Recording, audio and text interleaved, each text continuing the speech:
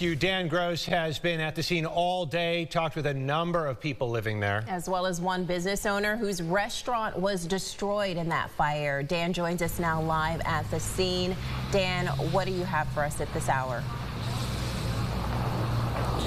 Adam, Teresa, that business was the Italian Kitchen. Now, the Carmona family bought it 5 years ago. Now, while they mourn the loss of their business and grieve for their employees and the loss of their jobs and livelihood, community members told us today what it means to them that such a centerpiece of their village is now gone.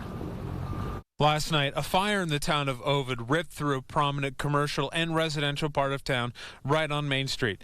Multiple businesses were destroyed, from their large grocery store, a grassroots organization, a laundromat, and the Italian Kitchen.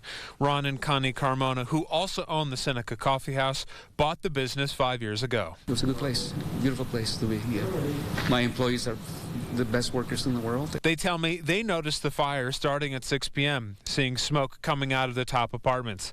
The couple brought those people displaced into their restaurant to give them food and shelter. But 5 to 6 hours later, the fire continued to spread and eventually engulfed their own business. We thought that it would not jump that gap. And when we saw the building next to ours start smoking, we knew it was over. This is the second time the Italian Kitchen has been destroyed in a fire. This happened 11 years ago under the previous ownership, another block fire tearing through the town then. This placard was the only thing that survived both fires. For the second time in about a decade, the town has taken a major hit. One resident, Chris LaFaro, says the town has lost its centerpiece. It's horrible. And again, living miles away, you know, it's gonna definitely impact me. But most importantly, I think there's a lot of people who live in town too that they don't have a driver's license, and it's cold, and you know, where are they going to drive to get their groceries now? Even though the Carmonas have to rebuild, they are more worried about their employees and the people who lost their homes. A lot of hugs last night. A lot of our customers hugged us and cried with us, and you know. And that's what I needed at that time. Right now, I don't know. I'm more concerned about the people that lost everything, because I went home last night to a warm bed in my house, and they have no place to go. So that's my biggest concern right now.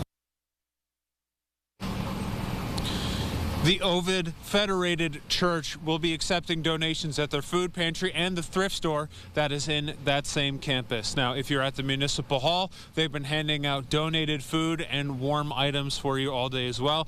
Throughout the day, the town hall was dealing with a loss of phone and internet. We don't know the status on that yet, but Spectrum RG&E crews have been out here all day working on the lines. Reporting live in Ovid, Dan Gross, News 8. Dan, thank you. So upsetting to see and hear, but it's good to know that neighbors are coming together.